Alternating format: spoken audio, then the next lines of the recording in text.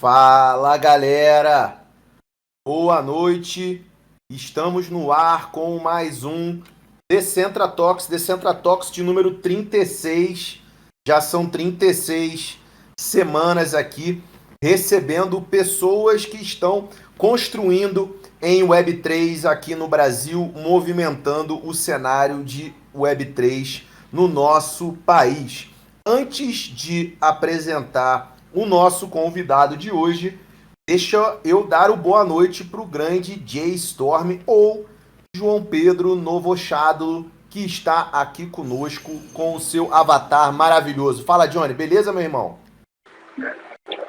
Fala, Ribe, fala, galera. Mais um prazer enorme estar aí com vocês em mais um Descentra Talks. Realmente 36 segundas-feiras, algumas terças-feiras, sem faltar.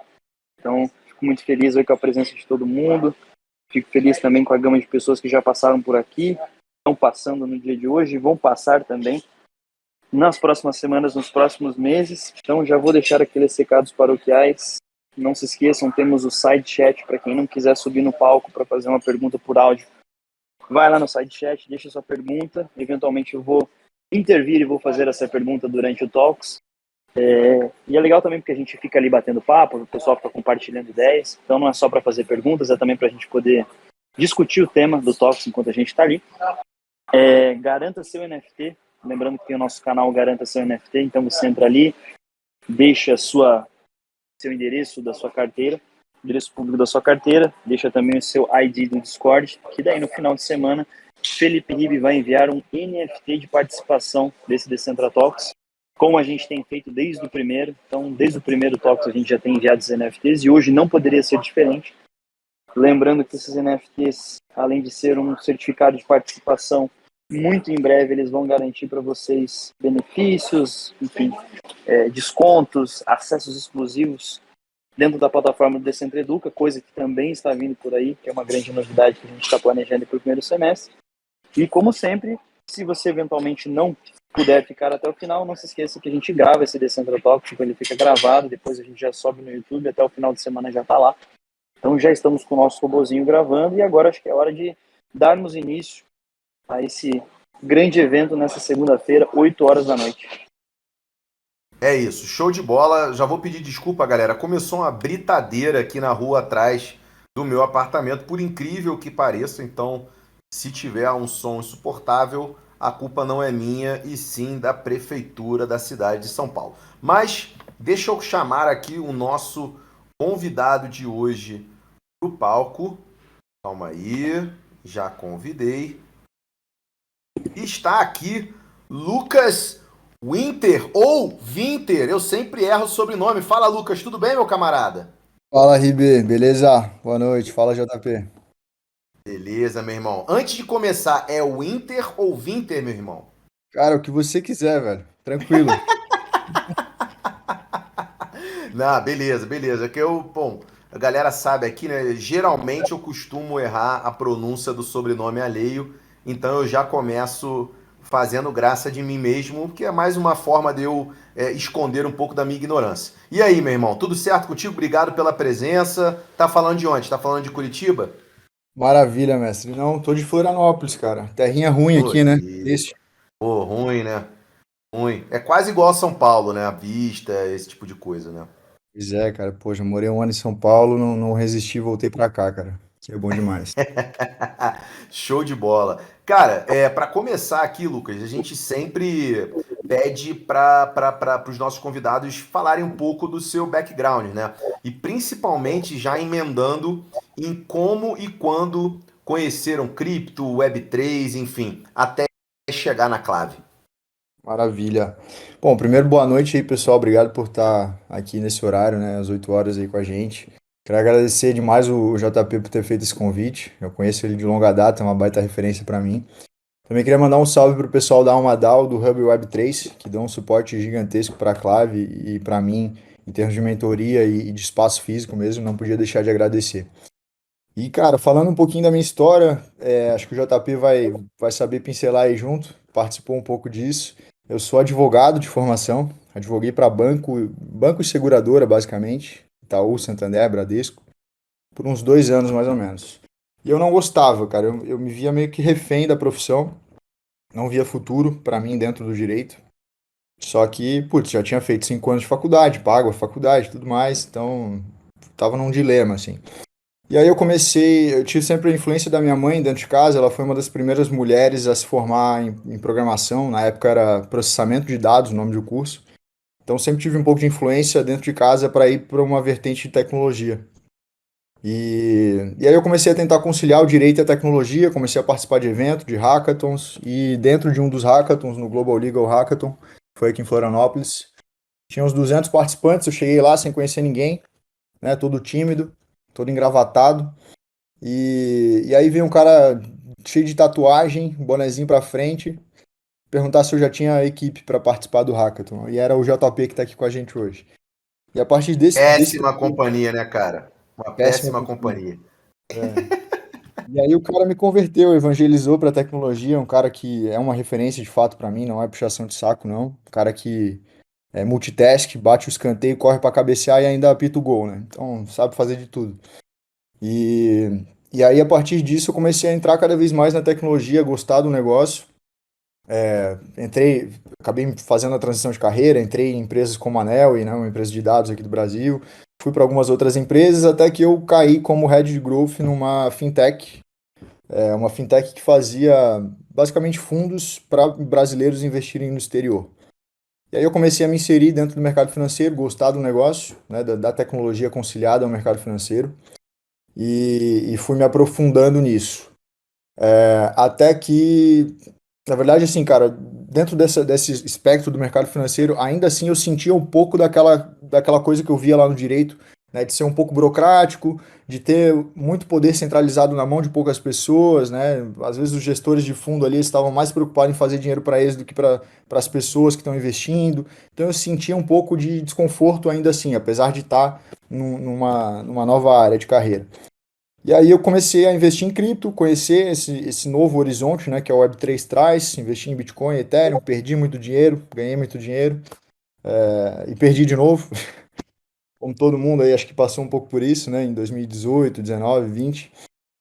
E aí, cara, fui fazendo essa transição de carreira, até que eu conheci um amigo, que ele é desenvolvedor em blockchain há uns 5 anos, mais ou menos, um cara que foi um dos precursores aí no Brasil mesmo, das tecnologias blockchain. E esse cara ele estava desenvolvendo uma plataforma de rastreabilidade para supply chain dentro de indústria, um negócio puta complexo, mas que utilizava blockchain. E ele me queria na equipe.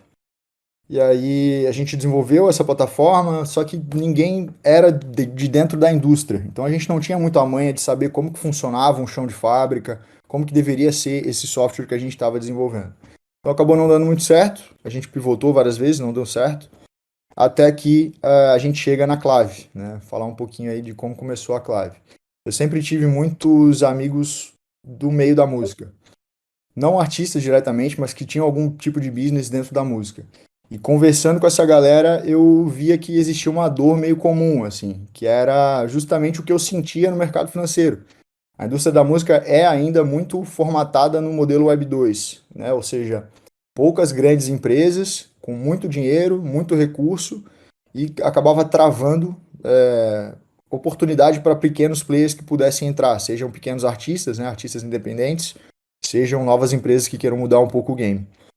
Então, esse foi um pouquinho assim da minha história, da minha carreira, e por ter reconhecido essa dor, né, por ter achado essa dor, foi que a gente resolveu criar a Clave.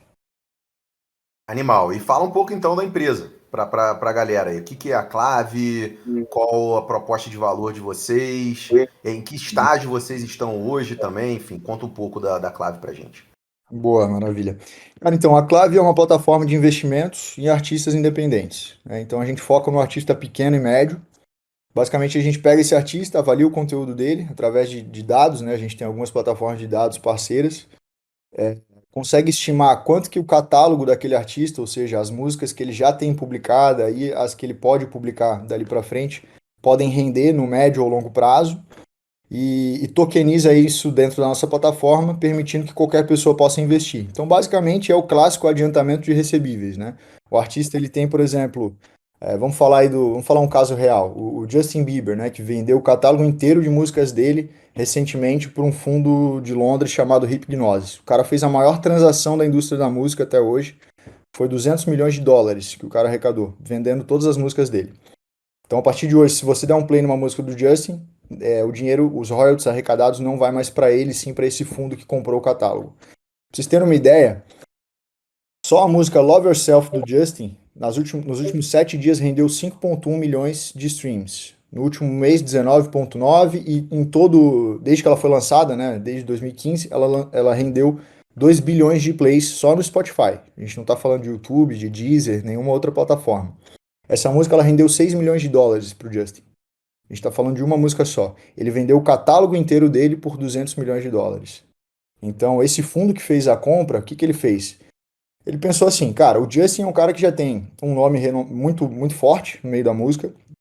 Ele provavelmente, mesmo depois de morrer, ele vai continuar rendendo. Então eu vou pegar e oferecer para ele aqui 200 milhões, avaliar esse catálogo dele em 200 milhões, mas no longo prazo esse fundo vai receber 500 milhões, talvez, 1 bilhão, quem sabe. Então a Clave faz basicamente isso, só que obviamente numa escala muito menor para artistas que ainda estão em ascensão, pequenos e médios, e artistas independentes, né, que não estão vinculados em nenhuma gravadora, por exemplo. Cara, animal. Eu sou muito fã desse tipo de transação, né? De você poder. Porque, obviamente, você fala para um cara que tá querendo investir, óbvio, mas você também pode falar para a pessoa que é fã, que acredita no potencial daquele artista e que, ao ter participação no sucesso daquela música, né? O estímulo para ela fazer aquela música viralizar é muito maior, porque quanto mais tocar, mais grana ela tá fazendo em cima daquela parte, né? Então, pô, é um modelo muito foda. Eu sou holder de dois tokens da Royal, né? Da Royal.io, né? Uma música do Nas e outra e o álbum do Chainsmokers. Uhum. Confesso pra você que entrei ali não com o objetivo de ganhar grana e muito mais porque eu achei o modelo muito do caralho. Eu sou fã dos dois artistas, mas eu acho isso muito foda porque ele é fácil. Bom, vocês fazem com música, mas ele também é facilmente replicável para diversas outras formas, né? Eu, por exemplo, trabalho muito com esporte. Hoje mesmo eu estava vendo a Fantium que faz isso com jogadores de tênis, né? Então você tokeniza a premiação futura desses jogadores de tênis. Então é muito do caralho isso, cara. Como é que vocês estão hoje? Tá no ar, ô Lucas? Como é que tem sido a receptividade aqui? Bom, vocês por serem também uma plataforma, vocês acabam. A questão do efeito de rede é muito importante, né? Vocês têm que atuar dos dois lados, tanto trazendo artistas quanto trazendo as pessoas. Conta um pouco desse dia a dia, dos desafios que vocês estão enfrentando hoje como uma empresa em início de operação. Pô, maravilha. Cara, você tocou em vários pontos aí que, pô, sensacional. É bem o que a gente enfrenta no dia a dia.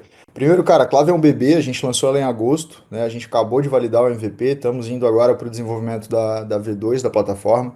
Então, quem for acessar o nosso site, vocês vão ver que realmente é um bebezinho ali, é um feto ainda, tá? A gente está desenvolvendo o avanço disso. Mas a resposta inicial foi muito boa, né? A gente lançou inicialmente um selo musical aqui de Florianópolis, que contém 9 artistas dentro dela. E esses artistas eles são realmente de pequeno ou médio porte, né? Então tem um cara que é um muçulmano, ele tem 10 milhões de inscritos no YouTube, mas dentro do Spotify ele tem menos. Tem um cara que está em lançamento, que não tem nenhuma música publicada ainda. Então a gente meio que fez como se fosse um fundo, onde você coloca o dinheiro ali e ele está investido em 9 artistas, né? E esse dinheiro ele vai ser usado para fazer produção de clipe, marketing, etc., alavancar a carreira desses artistas, né? E o que a gente percebeu fazendo essa primeira rodada? Primeiro, cara, é muito diferente de você estar inserido, ou não tem nem como comparar com o mercado financeiro tradicional, para começo de conversa, tá? Porque ninguém ama investir numa Petrobras. Ninguém gosta. Porra, tô investindo na Petrobras, que do caralho. Ninguém posta isso no Instagram como se fosse sabe, um diferencial. A gente investe visando lucro. Ponto. Agora, quando você está falando de um artista, você deixa de ter só o caráter financeiro envolvido, você tem o caráter passional. Então a pergunta que você fez ali, né, de eu ter que olhar para os dois lados, tanto captar artista para virar ativo na plataforma, quanto captar investidores, e não é, porque no momento que eu trago um artista que já tem uma fanbase, o meu CAC, meu custo de aquisição para trazer investidor, automaticamente é mais baixo do que uma plataforma de investimento tradicional, porque o artista traz a fanbase para dentro. Diferente de uma Petrobras, que não, né, precisa nem falar nada. Então, os desafios são diferentes, assim, né, de um mercado tradicional, e a gente teve que enfrentar isso, porque quando eu trabalhava lá na Fintech, que eu comentei, era muito diferente, sabe, a questão de aquisição de clientes. E, desculpa, você abriu o microfone aí, quer falar alguma coisa, Riba? Não, eu ia perguntar justamente porque a estratégia de aquisição ela é diferente, mas você ainda tem um outro elemento que é explicar que porra é essa que a gente está vivendo hoje, né? Que a gente passa muito por isso, né, cara? A gente que trabalha com isso, a gente tem todo um trabalho também de explicar o que que é blockchain, o que que é Web3 e tudo mais. Como é que funciona isso, cara? Quando você chega no artista, ou é o artista que vem até você, ele já tem um conhecimento, você faz um workshop antes para atrair esse artista. Esse é um processo também que, porra, sou muito curioso para saber, porque também é um desafio, né? Não só de você atrair a galera para a plataforma, mas até de explicar como é que funciona esse modelo de negócio, como é que funciona a tecnologia e tudo mais. Não, perfeito. Então, é realmente um desafio, né? Até por isso a gente optou, dentro desse MVP, trazer o mínimo de fricção na interface possível. Então, hoje a gente trabalha com blockchain por trás, né? A gente tokeniza os contratos com os artistas, mas hoje não é possível fazer uma compra com cripto dentro da plataforma, por exemplo, é direto por Pix, como se fosse um ramp. Então a gente tentou trazer o mínimo de fricção em nível de UI para tanto o investidor quanto o artista, né? Para o artista, muitas vezes ele já está acostumado a trabalhar com advances, né, com adiantamento de recebíveis, porque a indústria da música já funciona assim há muito tempo. Então, quando você chega para ele falando, pô, cara, eu tenho uma plataforma aqui que vai te adiantar recebíveis das tuas receitas do stream, o cara já meio que entende, sabe? Agora, se eu chego numa abordagem, pô, eu vou te tokenizar, você vai virar um NFT, a galera vai comprar com cripto, muitas vezes esse cara, no início a gente chegou assim neles, né? Esses caras, eles olham com um pouco mais de receio. Pô, o que esse cara tá fazendo aí? O que ele quer tomar de mim? Então, acho que tudo é uma questão de abordagem e também de como que a gente quer posicionar o Web3 numa indústria que é muito Web2, como eu comentei, né, que é a indústria da música. Eu acho que você não pode chegar socando o goela abaixo a blockchain, Web3, NFT, etc. Tem que chegar com cuidado, porque o mass adoption não vai ser forçando, né? A galera vai adotar em massa quando... Eu acredito nisso, né? Não sei se todo mundo vai ter a mesma opinião, mas eu acredito que o mass adoption vai ser quando ninguém perceber a diferença entre o Web2 e o Web3. Quando tiver tudo rodando meio que por trás, assim. Então a gente tenta ser o mais direto possível, né? Tanto com o artista quanto com o investidor. Ô, Lucas, me diz uma coisa. Bom, primeiro, agora que depois de toda a introdução, queria, enfim, agradecer aí a moral que você deu no início. Realmente a gente já se conhece há algum tempo e fico feliz em participar e até um certo ponto desse seu início aí. Claro, e claramente você se deslanchou e tem alçado voos gigantes aí, então fico feliz em ter contribuído de certa forma para isso. Mas voltando para o que você tinha comentado, né? Você falou muito da música e me perguntou, né? Como é que você chega nos artistas e tudo mais. Tem uma pergunta ali que foi colocada no chat. Eu queria entender assim, hoje a Clave ela trabalha só com artistas, né? Vocês têm focado de fato na música ou vocês têm algum outro tipo de, enfim, de pessoa, de modalidade que vocês estão buscando também tokenizar? E se eventualmente isso no futuro vai se transbordar para outras coisas, enfim, o Ribe falou, por exemplo, de atletas de tênis. Vocês querem se manter na música, no entretenimento, ou vocês pensam até um certo ponto poder abrir para outros segmentos? Então, o nosso foco é entretenimento, de fato, né? A gente quer abrir o máximo possível o leque dentro de entretenimento. E principalmente dentro de receitas previsíveis, né? Então, quando a gente fala aí de plataformas de streaming, elas geram receita previsível para os creators, né? Que estão operando isso. Então, desde o cara que faz ali a stream na Twitch, até o YouTuber, as pessoas que têm uma monetização em TikTok ou até mesmo no Instagram. Só que agora, nesse primeiro momento, para se consolidar no mercado, a gente preferiu focar na música, se espelhando muito na Royal, que você comentou, Ribe. É um benchmark muito forte da gente. Então nosso foco prioritário agora é isso, né? Mas obviamente a gente quer alcançar novos nichos aí do entretenimento. E o foda é justamente isso, né? Como eu tava falando, né? Ele é um modelo que, obviamente, você vai ter diferenças em valuation e tudo mais, mas ele é facilmente escalável, inclusive tecnologicamente, né, Lucas? Para outras vertentes também, né? Então, não só dentro da área artística, mas no esporte, e até em produtos também, né? A gente pode começar a pensar em empresas que podem lançar produtos aí e tokenizar a previsão de receita futura e já atrair de cara um público não só consumidor, mas um público que também vai ter estímulo para divulgar aquele produto e tudo mais, né? Como é que você vê isso daí, cara? Você acha que dá para pensar nisso mesmo? Eu tô viajando aqui, como é que dá um panorama aí?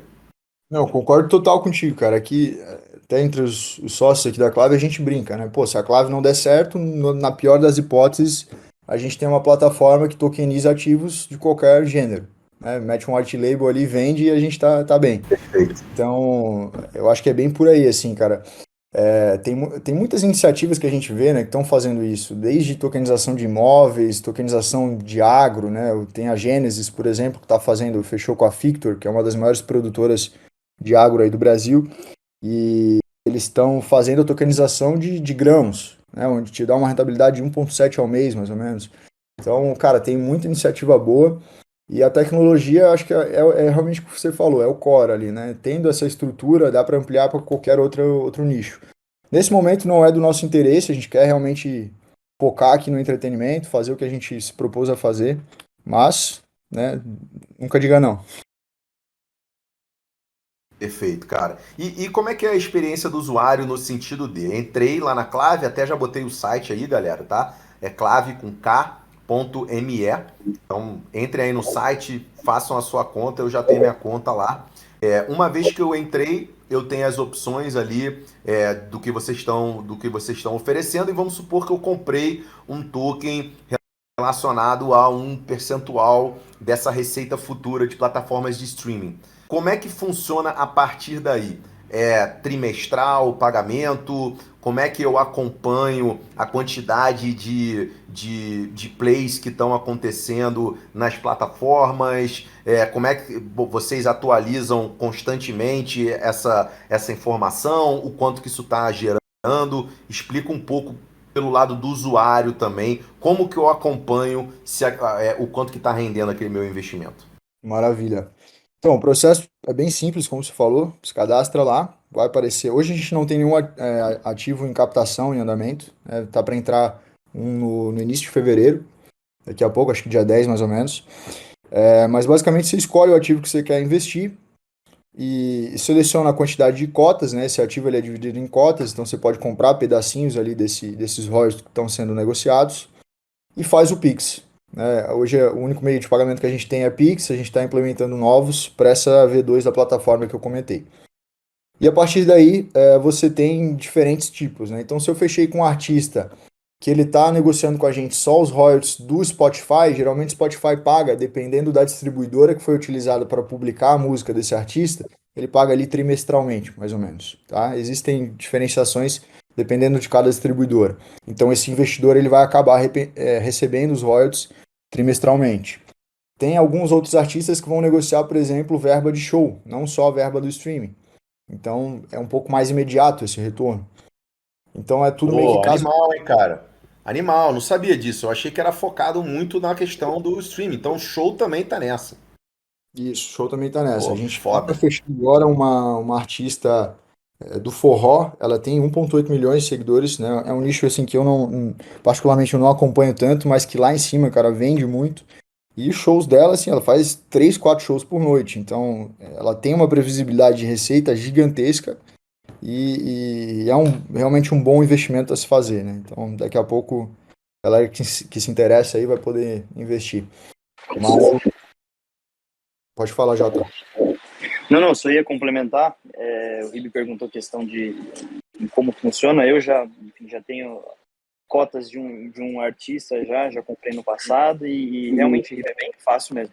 A compra é muito rápida, você realmente faz um Pix, já recebe um e-mail de confirmação, você acessa a sua wallet dentro da plataforma já mostra o quanto que você investiu e o quanto que já vai arrecadado, então todo mês tem um rendimento. Então, assim, eu acredito que já foi 50% do rendimento do investimento já foi, e vocês também colocam ali uma porcentagem estimada de quanto que vai retornar, né? E essa porcentagem, vocês usam uma série de, eu imagino que devem usar uma série de prospecções, é claro, mas existem plataformas de tecnologia que dão suporte para vocês poderem fazer essa análise a ponto de falar assim, ó, o rendimento estimado é de 20%, existe tecnologia embarcada nisso? Total, cara, total. Tem diversas plataformas, né, que a gente usa. E a principal que a gente usa hoje se chama Viberate. Tá? Posso mandar no chat ali pra galera depois dar uma olhada. E ela cruza dados das plataformas de streaming, dados de festivais que esses artistas participam. O máximo que chega a nível de festival, show individual, assim, ela não consegue chegar. E cruza com dados de performance em social media, engajamento, etc. Então eu consigo ter uma visão muito clara do potencial de rentabilidade desse artista, porque eu sei quanto que essas plataformas pagam. Né? Então eu estava falando ali do exemplo do Justin Bieber, né? A música Love Yourself. Ele fez 2 bilhões de plays. O Spotify ele paga 0,003 centavos de dólar por cada play, com mais de 30 segundos na plataforma. Então, só por aí a gente já consegue entender que ele faturou aqueles 6 milhões de dólares com essa música que eu tinha comentado antes. E da mesma forma que eu fiz isso para o Justin Bieber, quando eu vou negociar com um novo artista, a gente faz toda essa análise, entende o track record, né, o histórico desse artista, e aí consegue projetar para frente quanto que ele pode render de lucro e quanto que a gente pode adiantar para ele na plataforma. Animal, cara, animal. Curiosidade, Lucas, qual blockchain que os tokens são mintados hoje, cara? Na Polygon hoje. Legal. No início a gente Ah, estudou fazer com a Binance e tal, mas por questões de centralização a gente preferiu seguir com a Polygon. e já tem um mercado secundário ativo? Isso tá na V2? Como é que vocês estão pensando nessa questão do mercado secundário para quem pega esses tokens? Então, hoje ela não tem um mercado secundário. Na V2 a gente vai lançar um mercado secundário interno. Então, a gente está ajustando isso ainda com a nossa UX, como que vai ser essa experiência. Mas a gente está se baseando bastante nos modelos que já existem, né, no exterior, principalmente a Royal ali que você comentou, para tentar deixar o mais descentralizado e livre para negociação entre os investidores, né? Então, em breve a gente vai lançar isso aí. Animal. E aí uma curiosidade, até em cima do que o Johnny falou, né? Cara, uma das coisas mais importantes que vocês têm que fazer é justamente a questão desse valuation e tudo mais. Como é que é isso com o artista, cara? Tipo, o artista aceita de boa o valuation que vocês estão colocando, ele chia, ele acha que tem que ser mais. Como é que é essa. Porque é algo novo, né, cara? Eu não. Bom, aí pode ser por ignorância minha, mas eu creio eu que a grande maioria dos artistas não deve ter muito claro isso na cabeça, qual que é o valuation do catálogo deles, sei lá, nos próximos anos ou eventualmente até o final da carreira e tudo mais. Como é que funciona isso daí, cara? Tem muita reclamação? Os caras entendem? Como é que é isso? Sim, então, cara, no começo foi realmente difícil pra gente, até porque, apesar de eu ter bastante conhecidos no meio da música, eu não tinha o dom de captar artistas, né? Era uma conversa um pouco difícil, assim. Então a gente sentiu a necessidade de trazer parceiros para dentro da Clave, produtores musicais, galera de festival, etc., que nos aproxime mais facilmente desses artistas independentes. E aí, quando a conversa vem com esses players que já têm um caminho das pedras ali trilhado, né? Já conhece o artista muitas vezes, a conversa fica um pouco mais fácil e a gente explica a regra de cálculo que a gente utiliza. Se o cara quiser entrar, ele entra, se não quiser, tudo bem também, tranquilo. Mas geralmente é uma negociação bem, bem tranquila por essa facilidade de ter um parceiro do lado, né? Animal, cara, animal. Eu tenho. Aí é uma questão minha de uma visão mais viciada de esporte, tá, cara? Bom, você deve saber, né? Os clubes de futebol eles lançaram. O primeiro foi o Vasco lá em 2020. Eles fizeram o token, que é basicamente um modelo, na verdade é um modelo muito parecido, só que eles tokenizam a receita do mecanismo de solidariedade, né? Pra galera que tá ouvindo que não sabe, todo clube de futebol formador ele passa a ter um direito, né, uma porcentagem sobre toda a receita feita em transações em cima, durante a carreira desse jogador, se ele passou pelo menos um tempo na base desse clube. Né? Então, o que o mercado Bitcoin criou e depois a Leak também fez com outros clubes, basicamente eles pegaram uma cesta de jogadores formados nas categorias de base, né, fizeram um valuation da expectativa de arrecadação desses clubes com esse mecanismo de solidariedade até o final da carreira desses atletas, jogaram um deságio ali também, né, para ficar atrativo ali para o investidor, tokenizaram em frações, né, de R$ 100 cada uma e jogaram no mercado. E uma dúvida, por ser uma pessoa que vem do futebol, e a gente sabe que muitas vezes o dinheiro entra no clube de futebol e some por penhora ou por outras coisas também. E essa sempre foi uma dúvida. Eu lembro que uma vez eu até na época que o mercado Bitcoin lançou isso com o Vasco, eu troquei uma ideia, eu tinha um podcast na época, troquei uma ideia com o Fabrício Tota, né, meu camarada que é diretor lá do mercado Bitcoin, e perguntei exatamente a mesma pergunta que eu vou te fazer agora. Qual é a garantia de que a grana, quando chega no clube, ela vai ser de fato repassada aos investidores e não vai cair numa vala ali, vai sumir ou vai ser penhorada e tudo mais. No caso das plataformas de streaming, isso para mim eu acho que fica um pouco mais claro e tudo mais. Mas, por exemplo, receitas de show, né? Qual é a garantia? Como é que vocês amarram para que uma vez que essa grana seja antecipada, na hora que o artista é pago, esse dinheiro de fato vai vir para a Clave poder distribuir, até porque a gente sabe também que muitas vezes o show ele é pago em dinheiro, né? Tem questão de que, para evitar imposto, às vezes uma boa parte também não é declarada, não é emitido nota e tal. Como é que vocês se resguardam para evitar esse tipo de problema, cara? Uhum.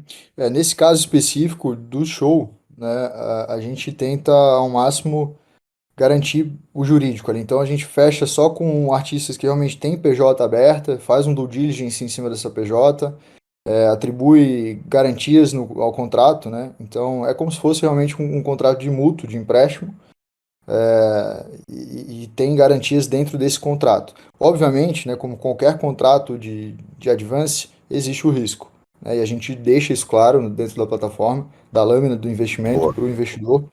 Mas quando a gente está falando de streaming, como você falou, tem uma facilidade um pouco maior, né? A Clave basicamente ela se vincula dentro da distribuidora que fez a distribuição da música ou do catálogo de músicas ali que está sendo investido.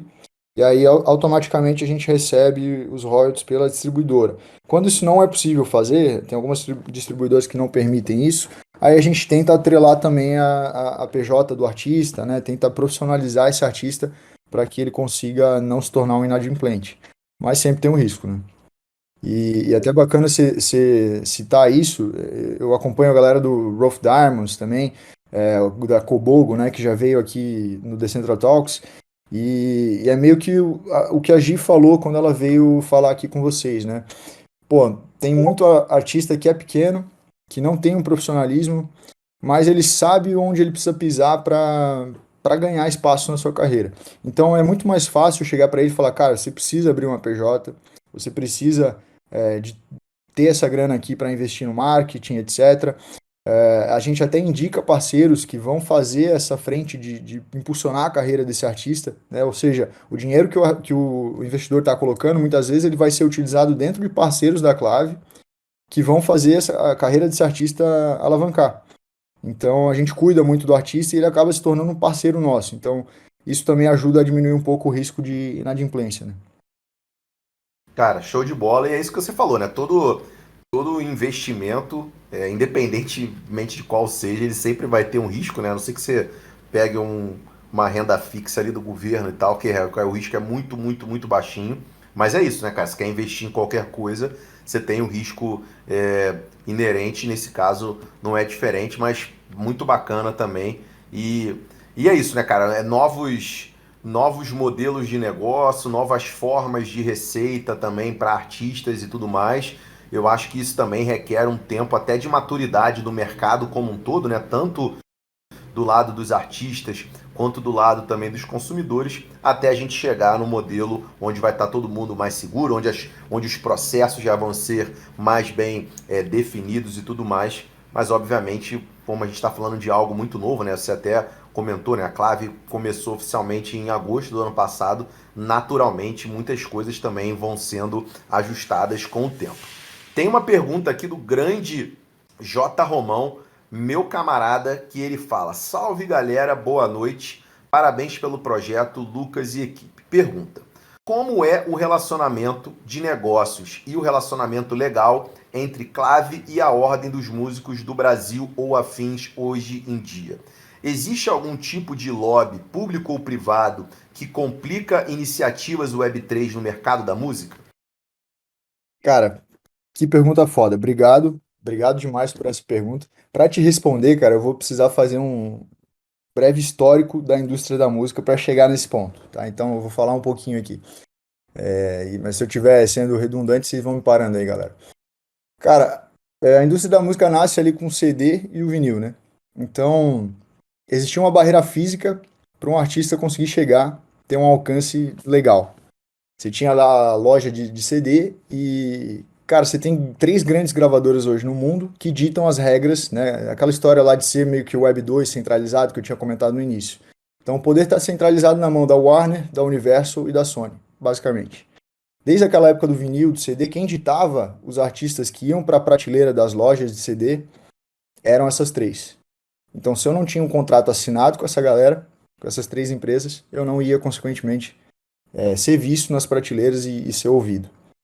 Então, geralmente essas empresas ficavam com 60%, 70%, 80% da carreira dos artistas em troca de uma graninha adiantada para fazer clipe, para lançar uma música com um pouco mais de qualidade e para ter sua obra publicada lá na loja. E aí veio uma tal de internet e acabou mudando tudo isso, né? Então, de uma hora para outra, os artistas começaram a ter um palco digital e um alcance muito maior. Só que com a vinda da internet nasce um dos maiores problemas que a indústria da música teve até hoje, que é a pirataria, né? Então, quem não lembra aí do clássico Emule, LimeWire, né, onde você baixava lá os torrents, vinha 547 vírus junto, e você botava lá no seu MP3 e ouvia na hora do recreio, na hora do ônibus, as músicas que você tinha baixado. Nasceu a pirataria, a maioria dos artistas parou de ter lucro com a venda de CDs. Ninguém mais comprava. Então o lucro passou a ser de shows. Se você olha a curva econômica da indústria da música de 2002, mais ou menos, até 2010, ela foi uma ladeira abaixo, assim. E aí veio um tal de iPod, que foi uma nova revolução, né, a terceira revolução da música, e mudou um pouco esse cenário. Então, as pessoas começaram a ver que valia a pena não pegar aquele vírus lá das plataformas de torrent, valia a pena pagar pelas suas músicas para ter um pouco mais de qualidade. E aí, logo em seguida, veio o Spotify, Deezer, YouTube, etc. YouTube já era bem de antes, mas focado em música foi mais ou menos nessa época aí. E aí, com o Spotify, pô, eu tenho acesso a qualquer música do mundo inteiro, na palma da minha mão, e a um clique, né, de forma muito rápida, com bastante qualidade. Só que isso criou um novo problema, que é o acesso. A partir desse momento ali que surgiu o Spotify, muitos artistas ganharam voz. Então, você tem hoje, por exemplo, 100 mil músicas sendo lançadas todos os dias no Spotify. São 3 milhões de músicas por mês. Como que um artista se destaca no meio dessa multidão? É muito difícil, né? Então, esses problemas que foram surgindo um após o outro dão muita oportunidade para a Web3. Tá? Eu já vou chegar onde eu quero chegar.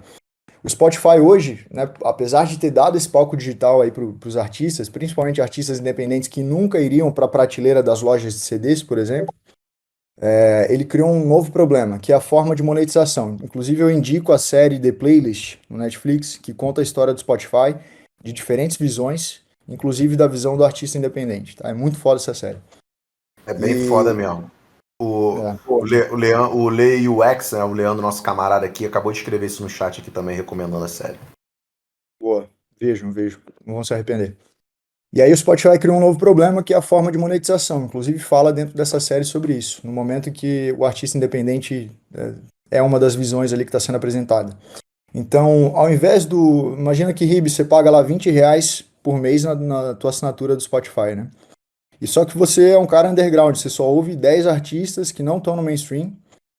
E ao invés do Spotify pegar esses teus R$ 20 e dividir entre esses 10 músicos que você ouve, proporcionalmente à quantidade de plays que tu deu, ele faz o seguinte, ele pega e joga isso aí num bolo de assinatura, enfim, todo o dinheiro arrecadado vai para esse bolo, ele fica com 30% da receita e os outros 70% ele divide pelo número de plays que cada música teve.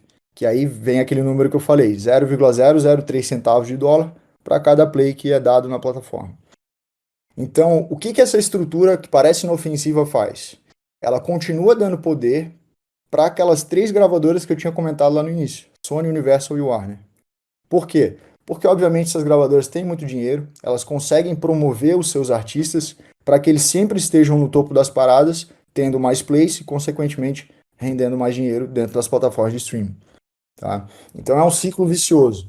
E é justamente desse problema que nasce as oportunidades, uma janela gigantesca de oportunidades para a Web3, que inclusive é uma janela que a Clave está tentando aproveitar, mas que tem uma série de outras soluções que podem ser feitas, né? Esse problema que você citou, né, de ter o intermediário ali, a indústria da música está submetida a uma regulação muito forte, né, tem que responder por ECAD, tem várias associações que são vinculadas ao ECAD, o músico tem que estar vinculado a uma associação dessa, precisa distribuir sua música através de uma distribuidora oficial, então tem uma série de intermediários entre o artista produzir a sua música e ele ir para uma plataforma de streaming, que na minha visão, pessoal, não é a melhor forma de ser feito, tá? Não vou dizer que são desnecessários, tá? Mas não é a melhor forma de se fazer. É burocracia excessiva. E aí, cara, tem muitos players vindo na Web3 nessa onda, justamente para tirar esses intermediários de alguma forma, ou para pelo menos reduzir essa estrutura burocrática. Estou falando aí, por exemplo, da plataforma Audios, não sei se vocês conhecem, audios.co. Ela é uma plataforma que faz frente ao Spotify. Então você compra lá o token áudio, né? O ticker do token é áudio o nome. E basicamente é como se você assinasse a plataforma com esse token, e a partir do momento que eu vou lá e dou um play numa música que foi mintada dentro dessa plataforma, sem nenhum intermediário, sem nenhuma associação no meio disso, ou nenhuma distribuidora, esse artista ele recebe automaticamente na wallet dele essa cripto, e aí ele pode fazer o que quiser com esse dinheiro. Então lembra que eu falei ali, pô, o Spotify demora 3 meses para pagar o artista? Imagina se você é artista independente e depende dessa grana aí para sobreviver. É foda, né? Essa plataforma ela já paga direto, no momento que foi dado o play.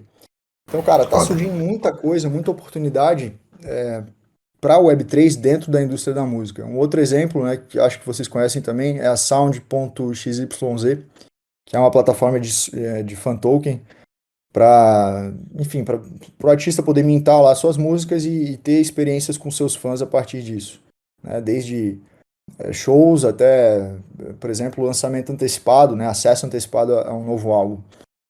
Tem uma outra iniciativa muito massa que está junto lá com a gente no Hub Web3, que é a Animal Concerts. Ela recebeu agora um aporte de 10 milhões, um round, uma empresa americana, mas está com a gente em Floripa. E eles fazem shows no metaverso. Então, Snoop Dogg fechou com eles agora, a Alicia Keys está fechando com eles. Os caras dão lá um NFT, né, vendem um NFT, e aí a partir disso você tem a chance de ver shows muito fodas nesse metaverso onde eles compraram uma land. Então, pô, é muito bom pro artista, né, que ele perde essa barreira física de ter que fazer um show físico, se deslocar, e bom pro fã, que muitas vezes é um cara que tá lá na puta que pariu, não consegue chegar até o show desse artista muito foda que ele queria ver. Então, bom pra todo mundo. E cara, me perdi um pouquinho aqui no que eu tava falando. Mas enfim, né, de forma geral, acho que é isso. Tem muita oportunidade para Web3 na indústria da música, é um greenfield gigantesco, e eu acho que é só saber aproveitar. E você vê, obviamente a gente viu, como você mesmo já falou, né? Snoop Dogg, como é que é o nome daquele DJ, cara, que é oriental? O Steve Aoki, enfim, são caras já já estão bem dentro, né, do mundo de Web3, obviamente são caras gigantescos e tudo mais. Tem iniciativas surgindo relacionadas às próprias gravadoras aí também, né? A Warner até hoje mesmo anunciou uma iniciativa com Sandbox e tudo mais. Como é que você vê a passagem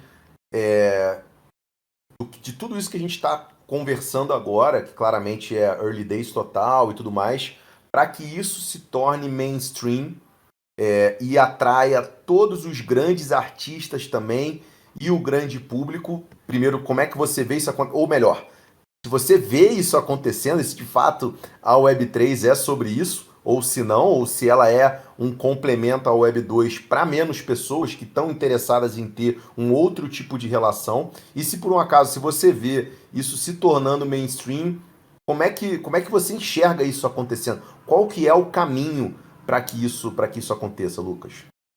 Boa. Cara, quinta-feira passada eu tava na maior feira de música da América Latina, em São Paulo, chamada assim em São Paulo.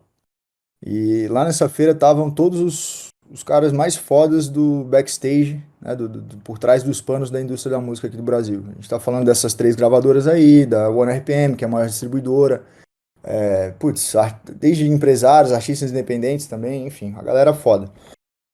E, cara, tinha tanta palestra, eu tentei ir no máximo de palestras possíveis, só que em nenhuma delas eu ouvi falar sobre NFT, metaverso, tokenização, nada. Blockchain, Web3, nada. Não tô nem falando Que do título loucura, da né, palestra. cara? É bizarro, cara, bizarro. Parece que a gente tá vivendo um mundo paralelo, assim. Porque, como você falou, o Snoop Dogg, pô, é um cara gigantesco, alcance gigantesco, fazendo várias coisas. A gente tem um Crypto Raças aqui, né, o Dada e o Té, tem vários, né, que fizeram isso aqui no Brasil já, inclusive.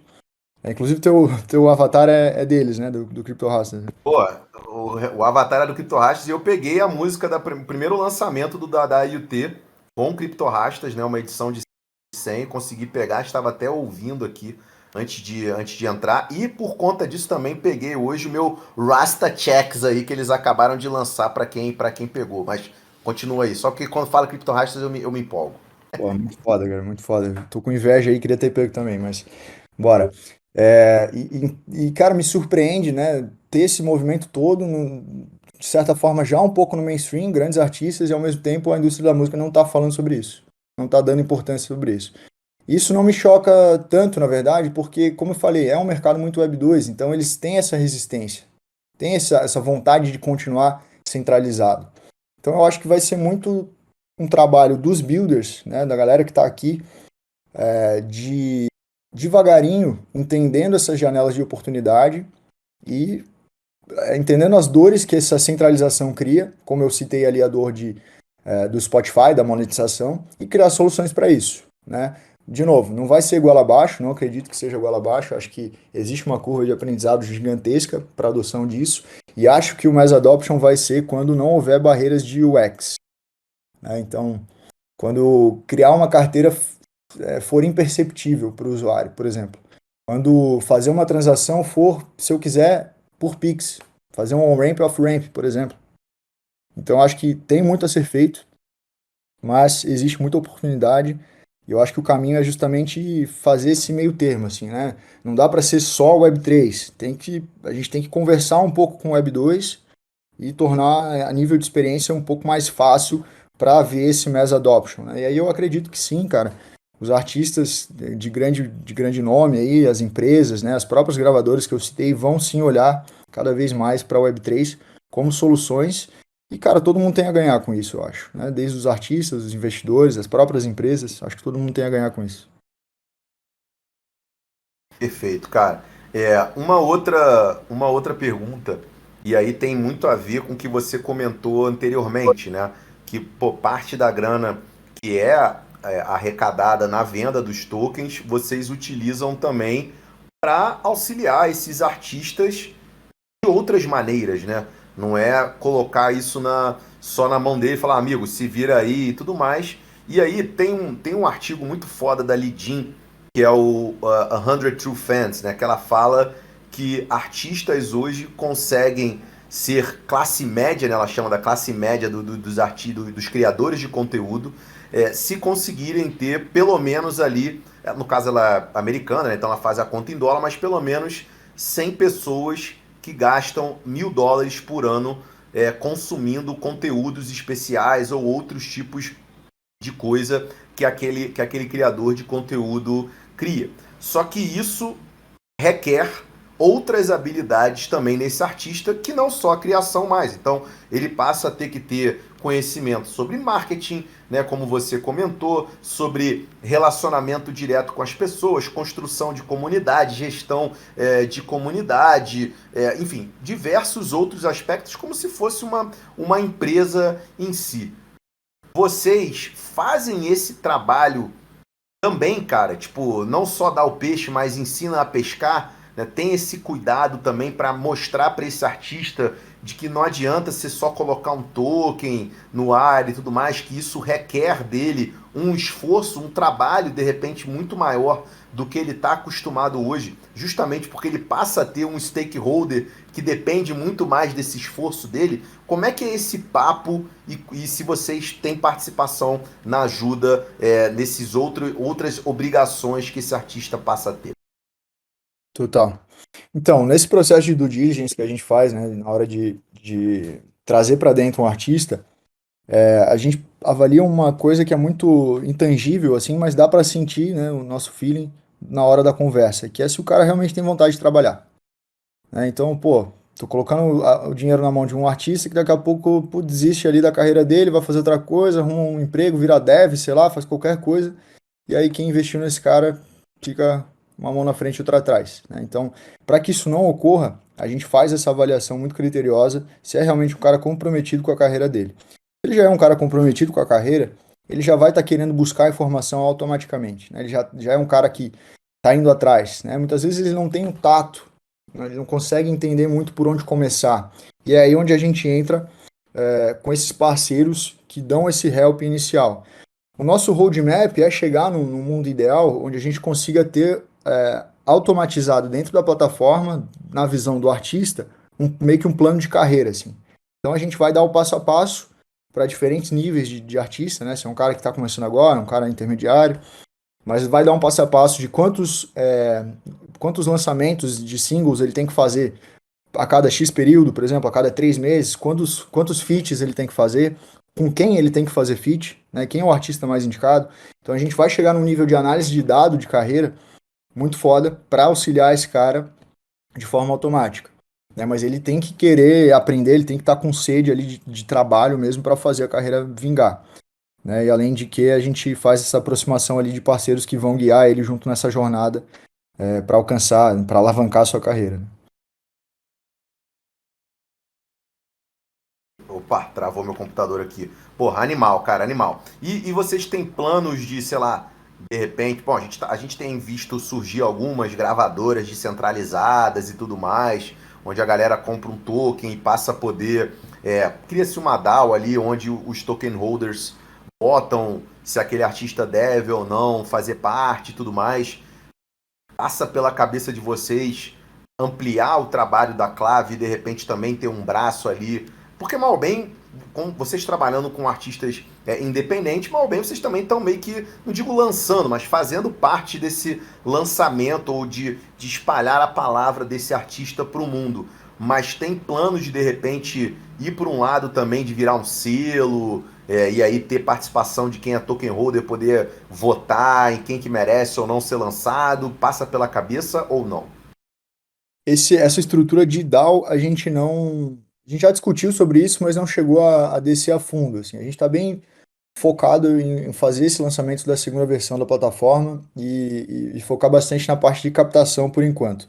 Mas quando a gente chegar nesse roadmap que eu acabei de comentar, né, de direcionar um plano de carreira para esse artista subir cada vez mais ali nos seus lançamentos, nos números de plataformas de streamings e por aí, a gente tem esse objetivo sim de lançar algo parecido com um selo, né? Não tem um formato ainda definido, mas ou até mesmo uma distribuidora, por exemplo, mas onde a gente vai ter artistas que são meio que acelerados pela Clave, né? Onde a gente dá uma atenção maior, caso eles queiram, obviamente, e aí até uma diferenciação de tokens, né? Onde o investidor ele vai poder comprar como se fosse um token Silver e um token Gold. No token Gold ele teria uma experiência diferenciada, tanto mais no escopo de fan token mesmo, de experiência com esses artistas, quanto poder de decisão dentro das suas carreiras ali. Então, votar com quem é o próximo feat, votar quando é a data de lançamento da próxima música.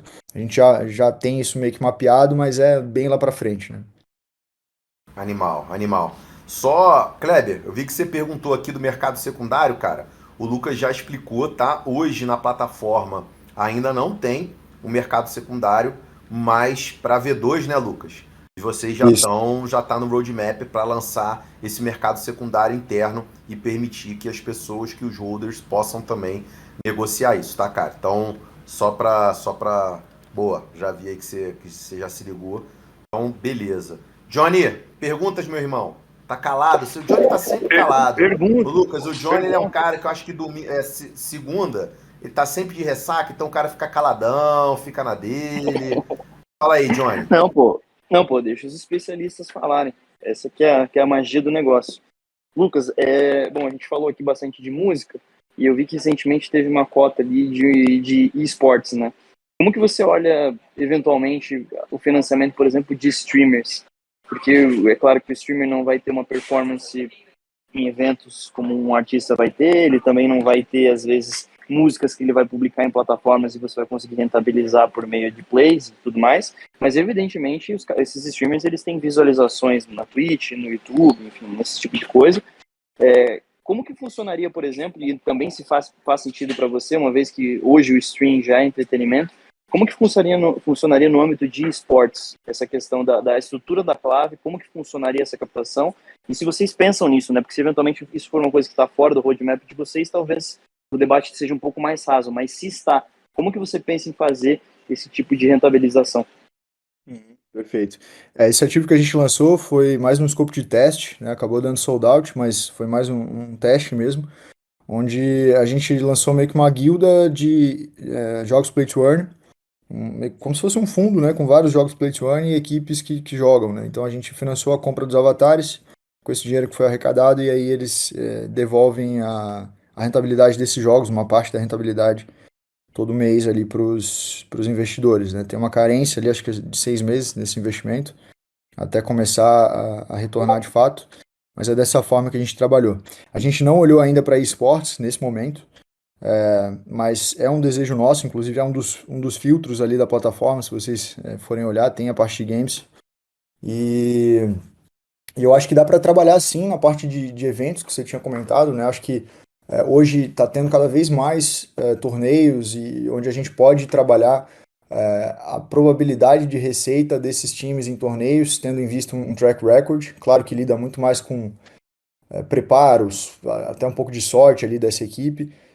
A gente não entende ainda como que seria a mensuração dos dados para avaliar quanto que seria uma captação, qual que é o potencial de rentabilidade dessa equipe de esportes. Teria que descer mais no detalhe ainda, mas a gente tem muito interesse de olhar para isso num futuro próximo, aí quando tiver a V2. Então acho que é meio isso. Boa. E outra pergunta, né, por curiosidade. Sou um artista e quero, enfim, colocar algum projeto ou colocar um CD, quero colocar o meu catálogo de músicas na Clave. Como que funciona esse processo? Eles entram em contato direto contigo? Vocês abrem um formulário de tempo em tempo? Como que funciona? Um artista que queira se vincular à Clave para poder, enfim, tokenizar aí sua carreira. Boa. A gente tem a nossa área de creators dentro do site. Então, o artista ele pode fazer o cadastro, né, direto no formulário que a gente disponibiliza lá. A gente está implementando o cadastro direto na plataforma, né? Então, nessa V2 aí vai ter também o cadastro do creator, né, do artista dentro da plataforma, onde ele já vai poder criar o escopo ali, o rascunho do seu ativo. Então ele vai dizer quais músicas ou quais conteúdos ele quer listar na plataforma. E a partir disso a gente já começa a fazer a análise junto com ele do diligence e a parte contratual para admitir ou não ele para a plataforma, né? Mas geralmente a gente marca uma call, conversa com o cara, entende quem ele é, entende essa questão aí do compromisso com o trabalho, né, que eu tinha citado antes, e aí vai avaliando conforme seguir essa análise. Boa, e acho que até para a gente poder colocar isso como, enfim, na gravação de uma maneira bastante didática, a clave, o processo da clave de tokenização se assemelha muito, por exemplo, a um crowdfunding, difere de algumas coisas porque você tem um rendimento estimado, mas qual que você acha, assim, se fosse explicar a principal diferenciação entre a Clave, utilizar Web3, tokenização, NFTs, enfim, de um sistema de crowdfunding tradicional, um Patreon, coisas que a gente tem hoje? Como que você conseguiria discernir para quem está ouvindo qual que é a principal vantagem em você utilizar esse tipo de financiamento usando Web3, NFTs, enfim? Perfeito. Acho que o principal ali é a transparência, né? A confiabilidade do dado. Quando você está no Web3, o portão é fechado, né? Você sabe o que está rolando ali dentro. Então, não raros casos aí de plataformas de crowdfunding que a gente já presenciou, tanto lá fora quanto aqui no Brasil, que fecharam as portas e deixaram os holders ali dos tokens, enfim, de mãos abanando. Então, a gente traz uma transparência um pouco maior, que eu acho que é uma boa segurança para o investidor, mas também traz essa questão da possibilidade do mercado secundário, né, que vai surgir daqui a pouco com a V2, tendo a blockchain por trás, fica muito mais fácil um usuário fazer uma transação peer-to-peer do que se fosse um escopo centralizado, um escopo de Web 2 tradicional. Então, acho que essas são as duas principais vantagens aí da gente utilizar a blockchain por trás. Animal. Chegaram duas perguntas aqui do Kleber. Na verdade, duas perguntas em uma, né? Ele fala, rola de contratar a plataforma tipo white label? Regras de engajamento, gamificação, comunidade pode ser personalizada? Você chegou a comentar um pouco sobre isso mais cedo, né, Lucas? Mas não sei se isso está no roadmap mais para frente, mas hoje, se por um acaso alguém tiver interesse em usar a plataforma, ou melhor, a tecnologia que vocês já têm pronta para um outro fim, tem essa possibilidade? Não passa pela cabeça hoje, não é o momento? Só pergunta do Kleber aí. Então, a gente construiu, Kleber, a plataforma bem modularizada mesmo, justamente pensando já numa eventual pivotagem caso fosse necessário, né? Porque a gente não sabia como seria essa aceitação do mercado da música para tanto dos artistas quanto dos próprios investidores, né, para fazer o que a gente está fazendo. Então a gente já construiu meio que pensando no white label também. E, cara, tem possibilidade. Hoje ela não tá pronta totalmente, né, para isso, teria que ter customização, mas eu acredito que a V2 é interessante para qualquer nicho aí que queira fazer uma tokenização e também queira servir mais ou menos como um crowdfunding, né, essa V2 que a gente vai lançar. A plataforma que a gente tem hoje ela é bem crua, não tem possibilidade de gamificação, não tem nada, né? O que a gente tem ali hoje mesmo é compra com Pix, a parte de categorias, a parte de filtros, né? Enfim, todas as funcionalidades que vocês veem lá é o que realmente está funcionando, com esse background dos smart contracts rodando em cima dos contratos que a gente trava com o artista, né? Então, a Web2 é um esqueleto, desculpa, a plataforma que a gente tem hoje é um esqueleto e a V2 vai ser meio que uma Ferrari aí que a gente vai trazer e pode ser um bom white label também. Então, se quiser conversar também. Boa. Deixa eu só fazer uma pergunta aqui, Ribe. Você comentou do Hub Web3, né, Lucas? Que vocês estão aí em Floripa e tal, e que vocês estão localizados no Hub Web3.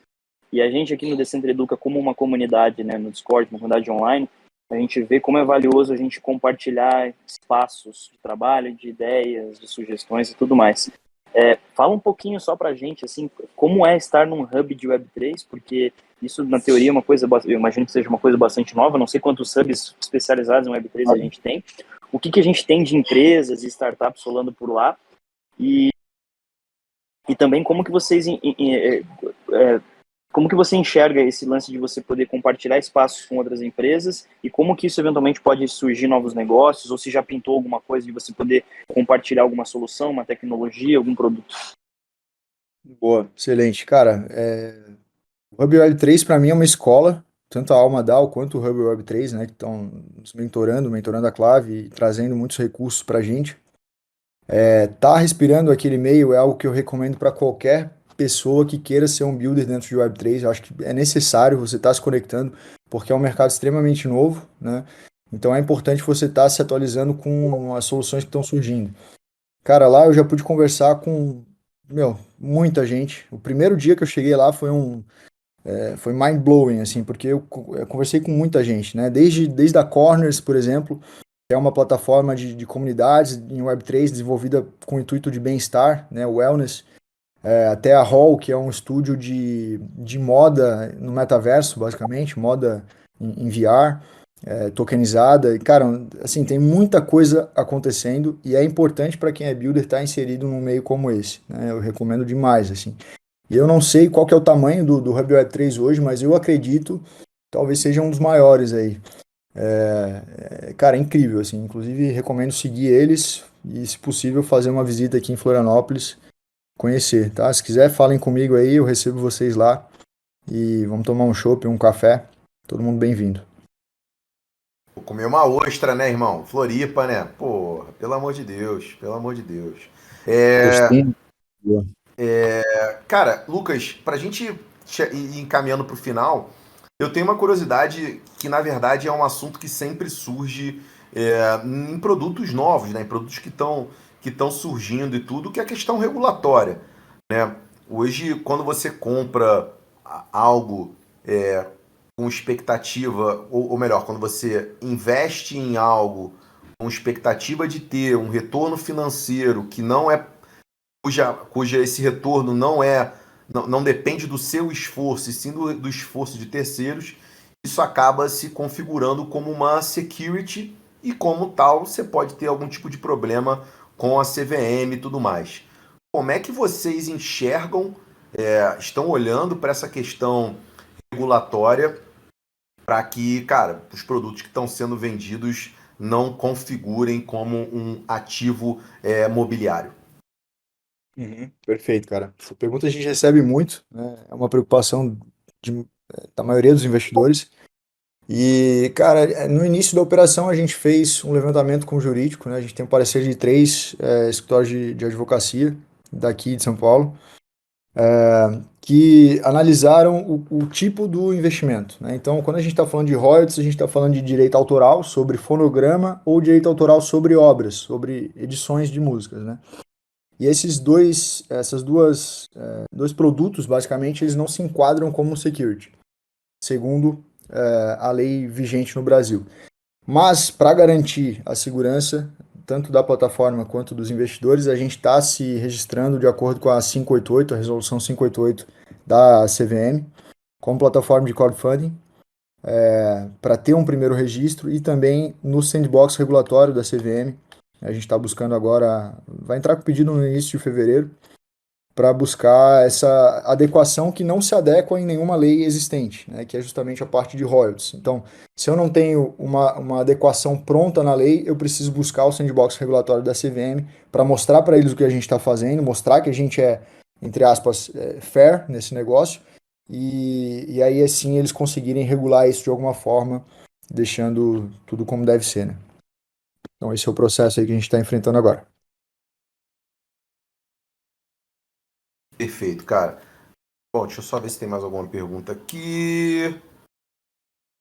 Não. Cara, para a gente finalizar, Lucas, queria que você falasse um pouco sobre visão de futuro. Eu sei que a gente falar em um horizonte temporal muito longo em um Web3 é bem complicado, né? A gente está num universo onde as coisas acontecem muito rapidamente, né? As verdades de hoje rapidamente se tornam mentiras amanhã e vice-versa. Mas se você, num mundo ideal, né? Seguindo o planejamento que vocês têm e tudo mais, onde que estará a clave, sei lá, daqui a 2 anos, 3 anos, ou melhor, onde que vocês gostariam que a clave estivesse daqui a 2, 3 anos? Boa. Cara, a gente acredita num futuro muito promissor para a Web3 dentro da música como geral, tá? Nem falando de clave agora, falando como Web3 mesmo no geral, porque por todos esses problemas que eu citei até agora, né? Então eu acho que a Web3 vem justamente para descentralizar o mercado da música, a indústria da música, e dar mais poder, empoderar de fato o artista, o influenciador, o creator, para que ele seja realmente dono do que ele está fazendo, né?